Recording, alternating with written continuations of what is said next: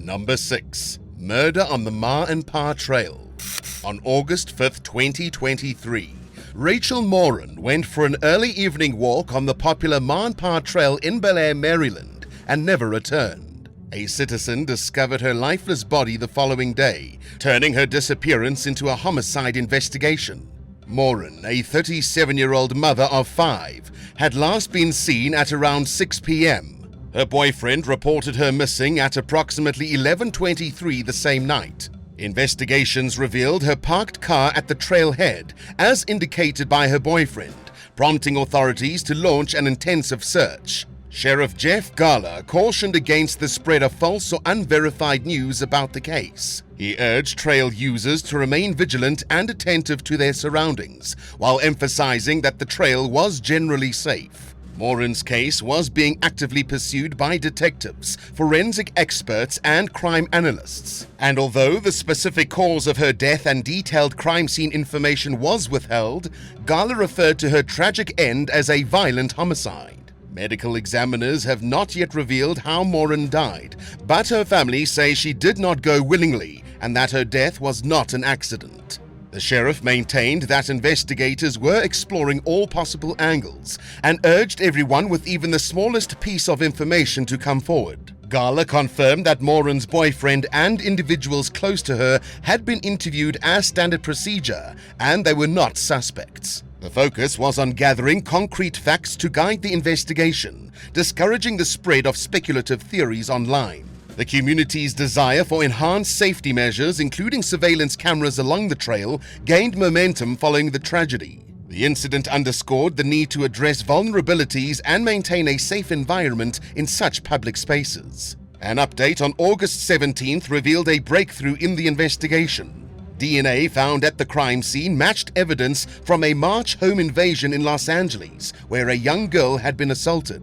Authorities were working to identify the individual seen on doorbell camera footage from the Los Angeles incident as a possible suspect. The DNA sample had not appeared in any other law enforcement database, prompting collaboration from the FBI crime lab for further analysis.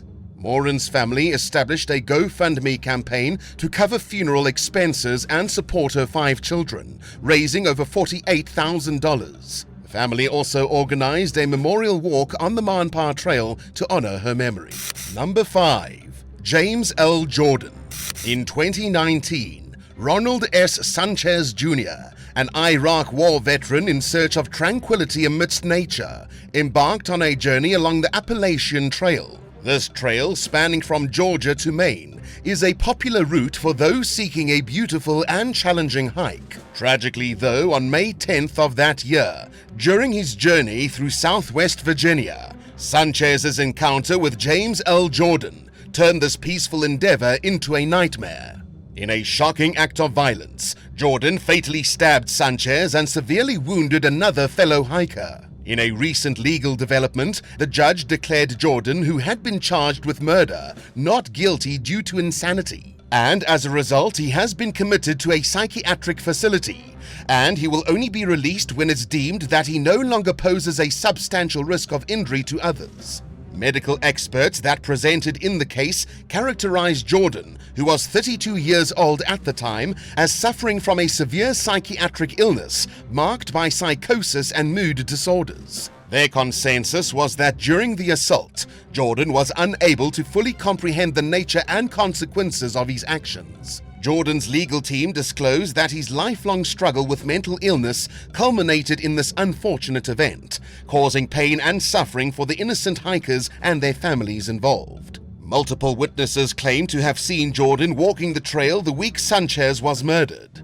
Sources even say Jordan was harassing several passing hikers. One person even shared a photo they took of him on social media, warning other hikers to steer clear of the man. The Appalachian Trail, a cherished haven for hikers, was profoundly affected by the 2019 attack. Known for its nurturing community spirit and camaraderie, the trail hosts up to 3 million hikers annually who traverse its winding 2,190-mile expanse through 14 states. Such violent incidents are rare on the trail, with Sanchez's death marking only the 10th fatality in the trail's 45 years of record keeping. Number 4. Over the Edge. In June 2023, an American man was arrested in Germany on suspicion of murder, attempted murder, and sexual offenses following an alleged assault near Neuschwanstein Castle in Bavaria. The incident involved 2 US tourists, a 21-year-old woman named Eva Liu and her friend, 22-year-old Kelsey Chang, who encountered a man while hiking near the famous castle. The man then offered to guide them to a secret viewpoint and led them down a private path. According to the police, the man physically attacked Eva, and when Kelsey intervened, he pushed her down a slope and attempted to assault Eva before pushing her as well. Both women fell approximately 165 feet, based on reports from CBS News. A mountain rescue team came to their aid, and both women were taken to the hospital. And while Kelsey was responsive, Eva suffered serious injuries and tragically passed away overnight. The man, whose identity has not been disclosed, fled the scene before being apprehended by the authorities. He appeared in court where an arrest warrant was issued, and he was taken into custody. A public prosecutor stated that the investigation was in its initial stages and urged witnesses to provide information. Neuschwanstein Castle, a 19th century architectural marvel, is a highly popular tourist attraction in Germany, and this incident involving American tourists has drawn attention due to its tragic nature and the location's significance. Have you ever been on a hike that you thought would be the death of you? Tell us about it in the comments below, and while you're at it, subscribe to the channel to join the Badger fam. Number 3. The mysterious deaths of Jonathan Gerrish and Ellen Chung. Jonathan Gerrish, Ellen Chung, their 1-year-old daughter, and their dog Oski were found dead on August 17, 2021 in the Devil's Gulch area of Sierra National Forest in California. And despite the mystery surrounding the case, the victims' family does not believe their loved ones were murdered. The Mariposa County Sheriff's Office investigated the case without a primary focus on homicide, according to a spokesperson. The family was reported missing on August 16th, and their deceased bodies were discovered the following day on the Heights Cove Trail. Initial autopsy results provided limited insights into the cause of death, prompting authorities to await a pending toxicology report, which took several weeks. A necrology report for the dog was also completed. The scene posed challenges for investigators due to its complexity. Possible contributing factors to the deaths were considered, including toxic gases, toxic algae, and carbon monoxide from abandoned mines in the vicinity. Despite the lack of physical wounds or signs of trauma, investigators maintained an open-minded approach and did not rule out any potential causes. Then, in October 2021, the Mariposa County Sheriff's Office announced that their deaths were attributed to hypothermia and probable dehydration, based on autopsy results, toxicology tests, and the sheriff's investigation.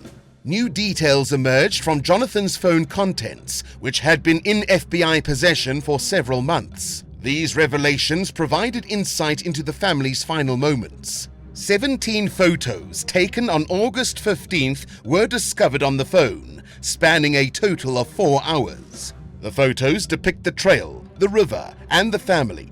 But the final photo, taken 2 hours after the last river photo, was a screenshot of their location from a trail app, and the pictures corroborate the findings of the investigation. The family embarked on a hike on the Heights Cove Trail. Their journey led to a steep incline where temperatures reached 107 to 109 degrees Fahrenheit due to a lack of shade and high elevation. Then around noon, they attempted multiple phone calls and text messages to seek help, but none were successful due to poor cell phone service in the area. The last text message, sent at 11:56 a.m. read, "Can you help us on Savage Lundy Trail heading back to Heights Cove Trail?" And in the last line, Jonathan explained that they had no water and were overheating along with their baby. 5 phone calls were attempted within 27 minutes, but none were made to 911. When their bodies were found, the only water supply they had was an empty 85-ounce water bottle. Speculation surrounding their deaths included exposure to toxic algal blooms, carbon monoxide or dioxide poisoning, and drug or alcohol consumption. However, all of these possibilities were ruled out by the autopsy and further tests. Despite the resolution of the case, rumors and assumptions have persisted, causing distress to the families of the victims. The deaths of Jonathan and Ellen, both with promising careers and a desire to raise their daughter in a serene natural setting, have left a lasting impact on their community. But the details from phone records offered clarity to their final moments, providing some closure to their loved ones. Number 2. Shot dead by a hunter. In a tragic incident on February 19, 2022, a 25-year-old woman named Melody Coffert from Aveyron, France, lost her life after being struck by a bullet while walking on a marked hiking path in Casanjus, Cantal.